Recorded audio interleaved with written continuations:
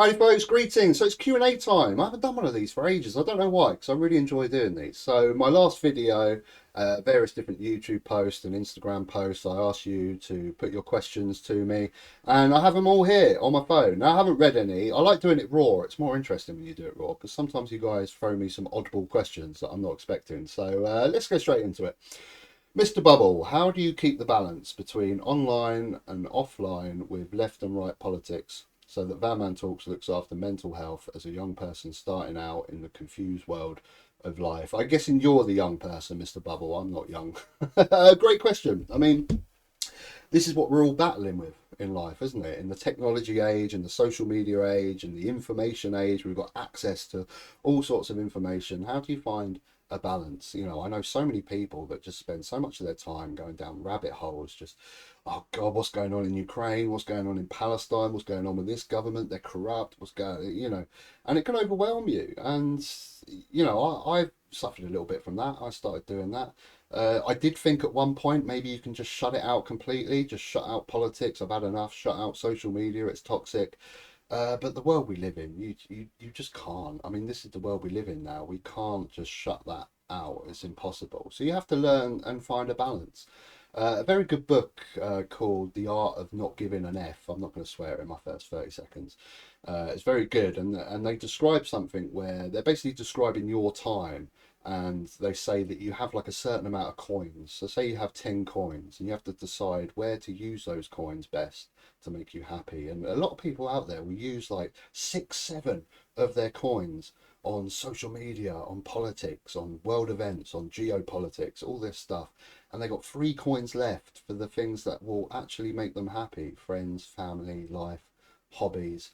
And I kind of live by a rule that you really need to focus on what's in your control. There's no point worrying about global politics and things that are completely out of your control, that you have no control of. Focus on what's in your control: friends, family, hobbies, things that are going to make your life better as a whole. So I kind of dedicate like 2 hours a day to politics, social media, stuff like that, because you need to be in the know. And if you've got an inquisitive mind, and if you're generally into politics as a whole anyway, you just can't shut it out completely. But you need to find a decent balance. A couple of hours a day, and then just you have to switch off. That would be my advice, Mr. Bubble. Next up, how do you see winter panning out? Uh, Owen, not great for pensioners if you're on the breadline and you've had your fuel allowance taken away. um, yeah, not great. If it's going to be really cold, this government seriously need to do something about bringing utility bills down. If they can bring the utility bills down, we're all fine. But not even utility bills. Just we need to do more stuff about insulating homes and things like that. I mean, that's half the problem for a lot of poor people that are dealing with poorly insulated homes. Yeah, that would be my answer, Owen.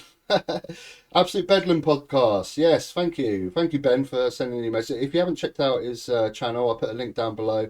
I've had several videos with Ben on his podcast. I also done a podcast with Angry Bootneck, who's a right-wing YouTube channel. We talk about immigration and stuff like that. Go check out his channel. That's on there. It's an interesting view.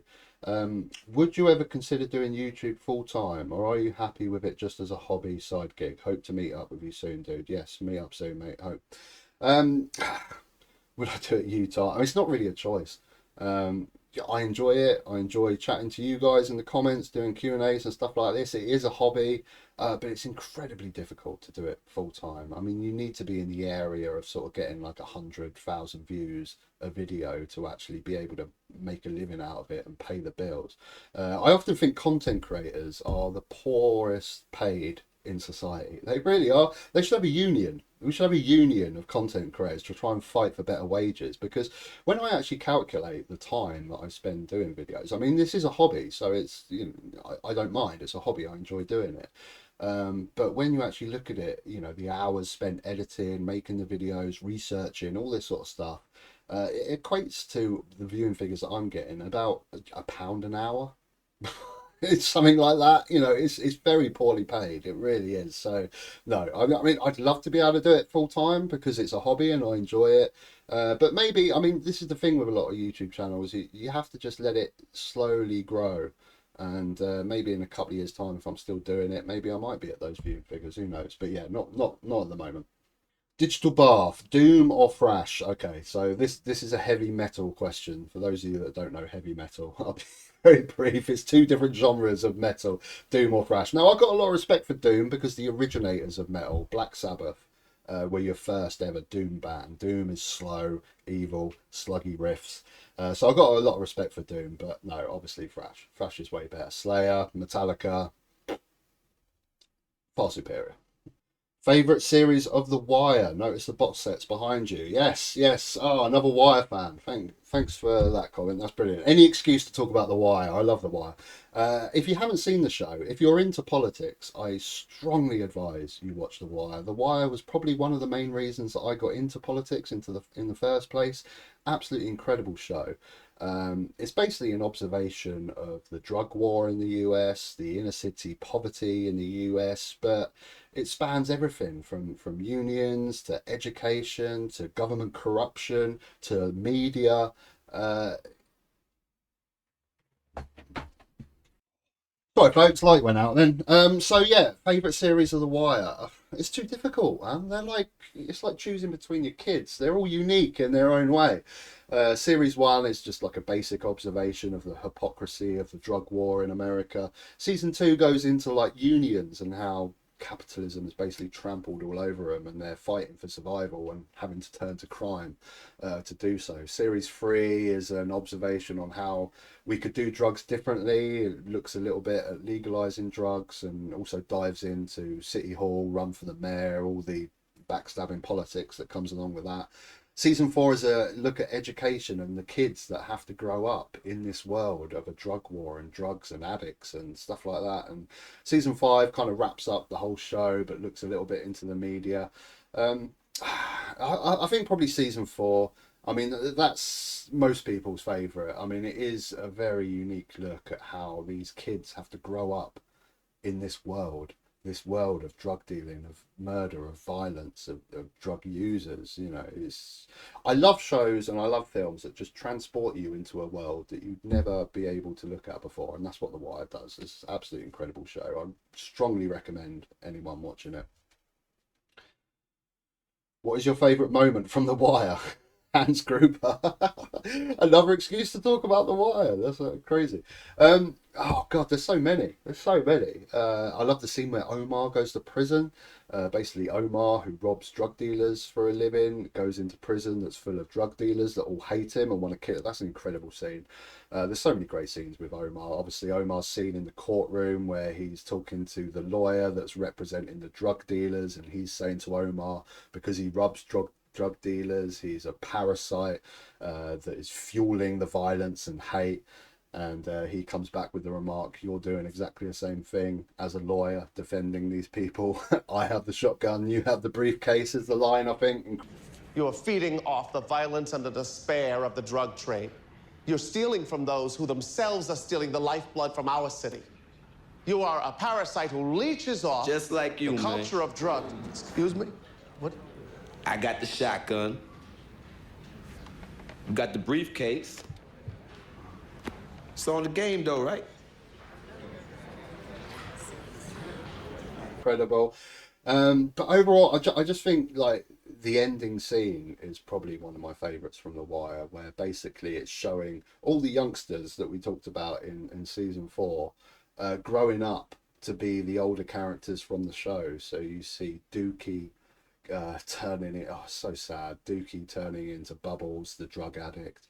You see Michael turning into Omar with his abuse that he had as a child, turning him into a violent criminal. And yeah, it's an amazing scene where it just shows the cycle just going round and round of endless kids growing up in this world, turning into violence, turning into drug dealing, and just the problem never ever getting solved. You know, amazing scene, amazing show, amazing show. Why is your Slayer poster not at the forefront and not wedged behind what's that, a Mastodon poster? How dare you? Something's got to be there. I mean, I don't know. I prefer Mastodon. I love Slayer. Slayer are an incredible live band, absolutely incredible live. Go see them. Definitely top five live bands of all time, but I prefer Mastodon slightly. How do we come to terms with Brighton's new boss being younger than the Premier League itself? Okay, football question now. So skip past this if you're not a Wire or football fan. So yeah, Brighton's new manager is 31 years old, the youngest in the Premier League. And it's quite incredible, really, because he's got players that are older than him, which has got to take a bit of conflict. I think there's got to be a lack of respect there. However you try and hide it, if you're older than your manager in a football terms, you think you're going to know better. But, well, proof is in the pudding, isn't it? We're top of the league. As of this video, first game in the Premier League, we're top of the league. So, we'll see. Any movie or show that you like to rewatch and still love after all these years? Uh, yeah, The Wire. I've rewatched The Wire about 4 times. I'm actually going watching it with a friend at the moment that hasn't watched it before, and it is the greatest show to rewatch because you don't always. There's scenes that you don't even see sometimes until the third, fourth viewing. There's a very specific scene in The Wire with Rolls, who's a police chief, and he is a complete arsehole to everyone, especially McNulty. He is an arsehole. He's arrogant. He's just awful. And there is one tiny scene in The Wire where some of the gangsters are looking for Omar in a gay bar, and the camera just pans to the corner, and you see this police chief in there in a gay bar, and it just completely unveils his whole character. You're like, oh wow, okay, that's why he's a complete arsehole, because he's hiding in a very sort of at the time homophobic police force. That he's actually gay and he's hiding that from everyone. And there's a lot of conspiracy theories to the fact that he probably has a fancy for McNulty, why he specifically hates McNulty. But yeah, I can rewatch that loads of times. As for movies, I always enjoy, I love mob films. Goodfellas, I could watch so many times. Goodfellas is such an amazing film that it's not really like a massive story in Goodfellas. Like you got the basic Fred, mob gangster turned rat, but really it's just a show that takes you into that world, doesn't it? And every single scene, even the scene in prison where they're cooking and making all those sort of scenes are absolutely incredible. I can watch that over and over again. I drive the council van for the food bank. Oh, good man. Twice a week, and I was considering starting a YouTube channel inspired by yours. What advice would you give me? Uh, just do it. That would be my best advice. A lot of people think, oh, I better get this camera, or I'm not sure I'm ready, I don't know what to talk. Just start. Just start making videos and start posting them out.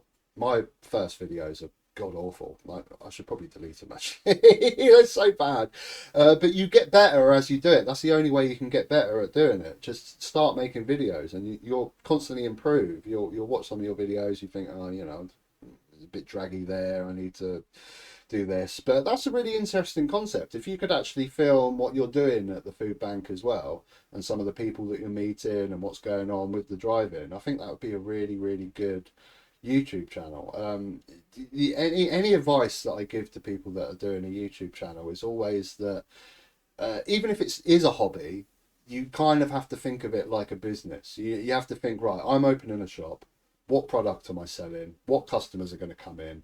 I think a lot of the times, a lot of people fail with YouTube channels because they have too much different content going on. They have something of this, something of that, and some people are interested in these videos, some people are interested in that. You just need to focus, find your niche, and find your audience, and just do it. Just do it, mate. That would be my advice. Do you think Starmer's Labour would replace council tax with a land value tax to solve the council funding crisis? It was in Corbyn's 2019 manifesto to implement land value tax, but the 2024 manifesto was incredibly nebulous. Yeah, I mean, it's a good question. I mean, council tax is one of the most unfair taxes out there, isn't it? Regardless of whether you're poor or rich, council tax is pretty flat rate for whatever building you're in and what area you're in. It's very, very unfair. And yeah, let's talk about tax on land. There's so many wealthy landowners out there have so much land that don't do anything with it, and there should be a tax. But would Starmer do it? I mean, this is my problem with Starmer, that I've always said, I don't know. I don't know what's in his head. I really wish I could know what's in his head. The guy said and done whatever he could do to win power. He's got power now. Now we will find out what he actually generally wants to do. And I don't know. I really don't know. I mean, he spent a lot of his time as a lawyer fighting injustices and stuff. Maybe he will, but I don't know. I think term one is just balancing the books. Fucking, I hate that word.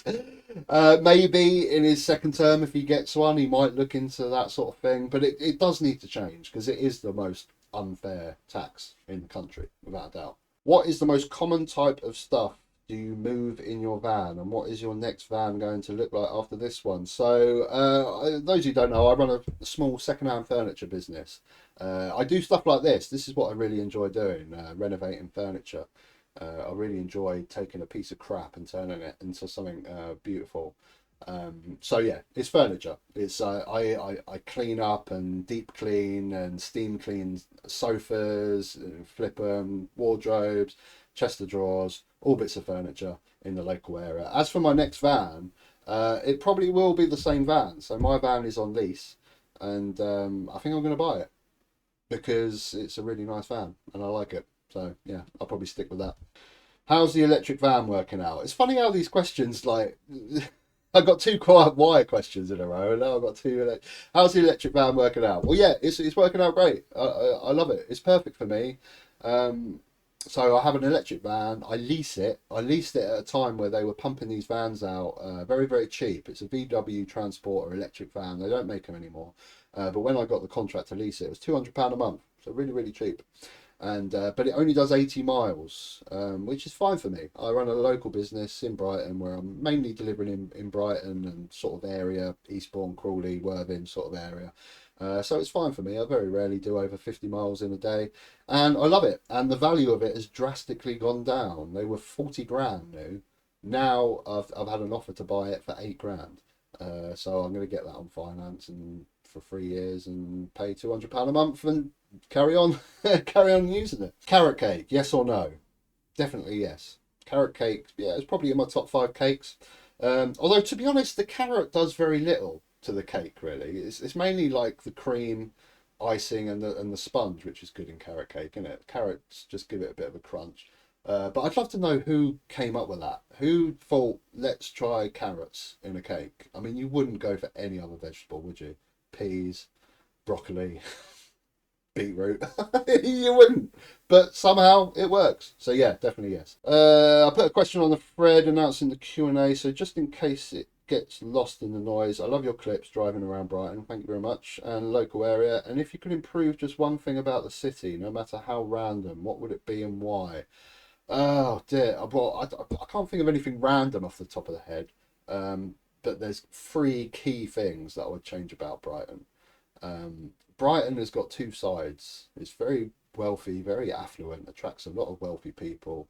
It has amazing restaurants, amazing things to do, amazing bars, amazing clubs, amazing seafront in the summer. It's incredible, incredible place where people can be very, very happy living here. But there's another side to Brighton, which is its homeless and drug problems. I mean, that's what I'd change straight away. It definitely has 2 sides, and the homeless population in Brighton is the biggest in the country, bar London, per population. We have a small population, about 300,000 in Brighton, but our homeless population as a percentage is the second highest in the country. And the drug problem that we see on our streets, it's so depressing. It really is. There's a song by a band called Alexis on Fire. You've probably never heard of it. It's a metal band, but they talk about the drug and homeless problem in Montreal, their hometown in Canada, and the chorus just sums it up so perfectly. The chorus is, this city is full of broken souls from broken homes.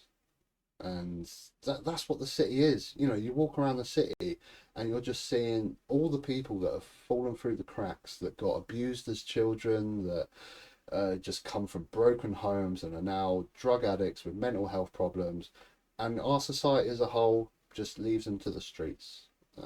It's really sad. And yeah, that is what I'd change about Brighton. It's a fantastic city. I love living here, but it has a very dark side, and it's such a shame. That and the expense. It's too bloody expensive. Who is your favourite guitarist? Okay. Well, my favourite guitarist is from this band here, Opeth, Michael Ackerfeld. Those of you probably don't know the band Opeth, but he's incredible.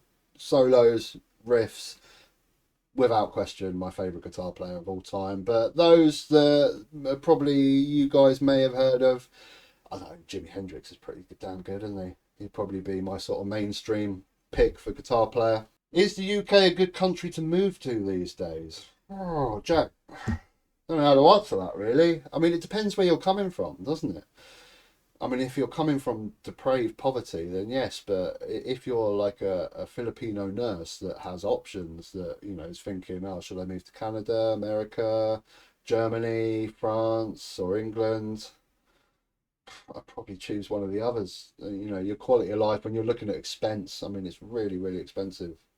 Cost of living in this country, as we know. But then, you know, it is a great place to live. We have an incredible countryside, incredible things to do. London is one of the best cities in the world. It really is. I've been lucky enough to visit quite a few cities around the world. London is still one of the greatest cities in the world. It really is. So for that, for things to do, for places to go, great. But yeah, cost of living wise, you might be better off on one of the others that I mentioned, I think. Hello, Mrs. Van Man. I've noticed that your husband has a bass guitar. Can he play it? And if so, what kind of music does he play? Okay, so I put my last video, which was Mrs. Van Man, my wife, was asking the question. So I guess that's why you directed that to Mrs. Van Man. She's not here, unfortunately. She's working. But yes, I do play my bass guitar. It's not just there for show. I was in a band. The theme tune to Van Man Talks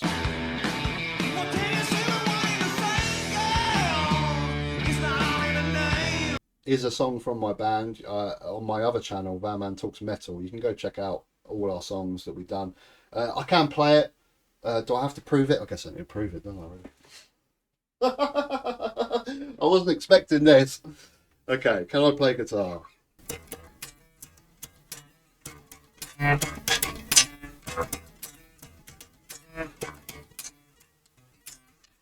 There you go. That's as much as you're going to get.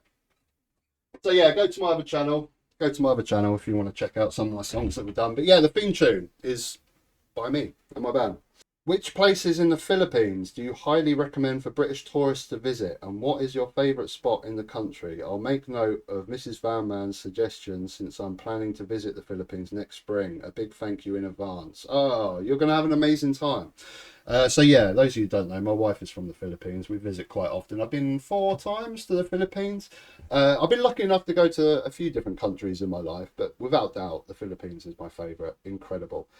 Just incredible country, views-wise, beaches, scenery, but the people in the Philippines are absolutely incredible. The friendliest people I've ever met in the world. As for recommendations for places to go, it all depends on what sort of holiday you want. I mean, it's got everything.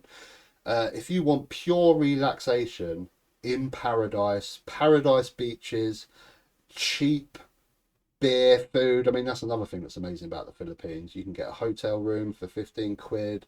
A beer is about £1. You know, you can get a meal for £4 or £5 easy. You know, it's very, very cheap. But yeah, if you want pure relaxation, beaches, if scuba diving is your thing, I love scuba diving. I recommend Palawan, El Nido, some amazing diving there. Also Cebu has got some incredible diving if that's your thing, or just snorkeling as well. You can go snorkel with whale sharks, which I've done in the Philippines, which is absolutely amazing. But if you want like the atmosphere of a crazy big city, you know, spend a couple of days in Manila. It is quite hectic. Manila, it is pretty crazy city. There's a lot of pollution, a lot of poverty. But that's good. I find it good to see these things. You know, it really grounds you. When you see poverty, it makes you appreciate what you have. But Manila is an incredible city. You can have crazy street food, meet some crazy people. Oh man, there's just so much. I mean, me and my wife, last time we went up into the mountain tribes. We met Apu Wang, who is 107 years old, still doing tribal tattoos. She's been doing it for nearly 100 years. I have to check which arm there. So she's getting old now, so she only does like the 3 dots. But all the grandchildren, they've brought this art and they've taught them this art of hand poke needle tattoo. So this one that wraps around here, I got from one of the grandchildren. and it's an incredible place to visit. You know, it's just really back to basics. You know, these guys don't worry about geopolitics or social media. They're just living life. They're growing rice. They're doing tattoos and living life, and that's an incredible experience. Vegan in the north is a great Spanish settlement to go visit. Incredible place to go. I could do a whole video, but I'm not a travel YouTuber. But just go. It all depends on what sort of holiday you want. If you want a nice, relaxing beach holiday, go to Palawan. I really recommend Palawan, El Nido in particular. If you want to experience something a bit different, go up north to Buscalan, meet mountain tribes, or spend a bit of time in Manila. So yeah, that would be my recommendation. Do you put wallpaper paste on the walls or on the paper or both? Well, Boots, I've never wallpapered a wall in my life, but what I have done is try to scrape wallpaper off a wall with the steamer and the scraper. So whichever one of them makes it easier to take off, because that is a tedious task, taking wallpaper off of a wall. Are yours truly happy and content with your lives? Oh, Grandad from Grandad. That's a question. I like the fact that you put content in there, because that is really what I think we're all looking for. I think that is true happiness, just being content with life. I think too many people try and look and are constantly on this search for this perfect life. You know, if only I get that house, if only I get that job, if only I get that car, oh, my life will be perfect. And it never is. You're just on an endless quest going nowhere. Contentment is true happiness. If you've got your friends and family around you, you've got a roof over your head, life is good. So, am I content? I'm content. I'm content. Do you think there are any actual good politicians out there, or is Parliament just a playground full of egomaniacs these days? Good question. Of course, there are a small percentage of politicians out there that are good, but the whole thing is a circus, you know. One thing I often say that people get so depressed about in the workplace is, when you ask, is usually workplace politics. It's the backstabbing, it's the, you know, the offhand comments. In Parliament, in politics itself, you accelerate that to 100. So the people that get in there have to be hard. It just breeds backstabbers in general. I just think the whole place needs some sort of upheaval, because it stops the genuine people that really want to make a difference from getting in. You know, it's one reason I'd never get into politics, because I just couldn't spend my time. It must be so exhausting spending your time in that world of backstabbers trying to claw your way up to the, oh god, it's, you know, this is why the decent people don't make it to the top half the time. But there are good people in there, there's no doubt about that. But there's a lot of shit. Do you ever drive your van to Horsham? I grew up there many years ago. Yes, I quite often deliver in Horsham. It's up and coming, Horsham. More and more people are moving to Horsham. It's a good sort of commuter town. So yeah, I'm all the time. It's definitely developing. I don't know how long it's been since you've been there, Izzy. But it's growing, Horsham. Yeah, I go there quite a lot. If Mrs. Van Man had to choose one of the following: electrocution by a big battery or being eaten by a shark, what sort of sadist are you, Super Noodles? I don't want none of that. I guess electrocution. I mean, being eaten alive by a shark is pretty savage, isn't it? Fish finger or sausage sandwiches? Sausage. Fish finger's good, but yeah, sausage. Got to have the meat, haven't you? Do you like making your videos? Yeah, of course. It's my hobby. I love making my videos. But the best part is interacting with you guys. I really enjoy your input. So keep commenting. How old are you? I turned 40 this year. I actually done a video about it. You can check it out. I'll put a link at the end of the video. You can check that out. When are you going to support a proper football team? Top of the league, mate. Duckman. Top of the league right now, as of recording this video. So I'd consider them a proper football team. Question for both Van Man and Mrs. Van Man. I'm sorry she's not here, but I'll try and gauge her reaction. If it was simply your decision alone, what type of economic programme would you like to see put in place to improve the economy? Hope the two of you are safe post-riots. Colin, I've made no secret, economics is really not my forte. I see economics as like two options, right? So we've tried the austerity of the Tories over the last 14 years of balancing the books, not spending at all, not borrowing, just, well, they are borrowing actually, just siphoning it into Tory donors' pockets, but you know what I mean. Or the other flip end of economics is spend to invest. Borrow loads of money, it's fine. As long as it's invested to improve the economy, you'll reap that rewards. And I can't really give an opinion on, I mean, we know that the austerity doesn't work, but I also understand that large borrowing and large taxation of the rich to an extreme pushes the rich out of the country, and they pay a lot of tax. So you've got to have a balancing act there. But what I'm saying is economics blows my mind. It's really not my forte. So I just have to, there needs to just be a basic balance there, doesn't there? There has to be a balance where you're not pushing the rich out completely, but they need to be taxed more. They need to be taxed more. I mean, that is, people that are just sitting on wealth and paying no tax in the Cayman Islands has got to stop. That has to stop. And heavy investment in so many areas of this country. It just makes sense to invest in public transport so people are getting to work on time, they're paying more tax. Investment in the NHS so people are well, they're not on sick leave, they're not waiting lists for endless surgery that's stopping them from working. Invest in sorting out the homeless problem so people can get back on their feet and contribute and become tax-paying citizens again. It just makes sense for all this investment to improve the economy. I'm not an economist, so I don't know how that balances out with borrowing and interest, and I understand the interest we're paying on borrowing right now is really, really high. But yeah, that would be my answer to you, Colin. And Mrs. Van Man will agree. What drives you mad about Mr. Van Man? Oh, she's not. I shouldn't have put that picture up actually, because everyone thinks Mrs. Van Man's doing the video. I'll have to pose it to her next time. I get her to do a lot of crazy things, like in the Philippines, climbing up into a mountain tribe. She enjoyed it, but she was mad at me at the time. From Instagram, how often do you visit different pastures of Britain, whether it's on holiday, visits, or something else? Not as often as I'd like, actually. I want to start doing that more. Family, we always do a couple of caravan holidays and stuff with my nieces, and that's always good fun where we go down to Bournemouth or different places. But yeah, I do actually really want to visit up north more because I just don't. I've been to Blackpool and Manchester, and that's it. I'd like to go to Leeds. I'd like to go to different areas up north. Definitely experience a bit more up north. Favourite 10 films of all time. You can sometimes tell a lot by people's choice. 10 films, that's quite a lot. I mean, I can just rattle off just a few of my favourites. I mentioned earlier, I love mob films, Goodfellas, Godfather. Like I said, with Goodfellas, it's just the story's not even crazy. I just like delving into worlds that I could never be in, and just taking me to 1970s New York in the mob world is incredible. I love that. I love Scorsese a lot anyway. Most of his films. I like Gangs of New York a lot. Daniel Day-Lewis, incredible. There Will Be Blood.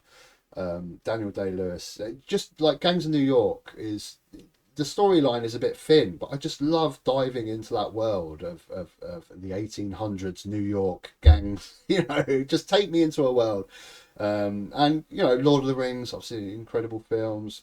Star Wars, the good ones, not Disney. They're terrible, absolutely awful. God, awful. When are Disney Star Wars going to get some decent writers? Just get a decent writer. That's all you need to do.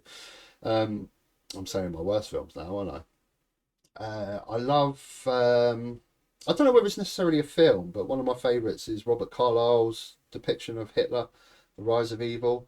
That's incredible. That's probably my favourite depiction of that era of Hitler. Just diving into that world, it really gives you an insight of how the Nazi regime came up. But there's just a few. But basically with films, I do have a problem with modern films. I don't think there's much good out there at the moment. But I just like being taken into worlds that I wouldn't be able to visit myself.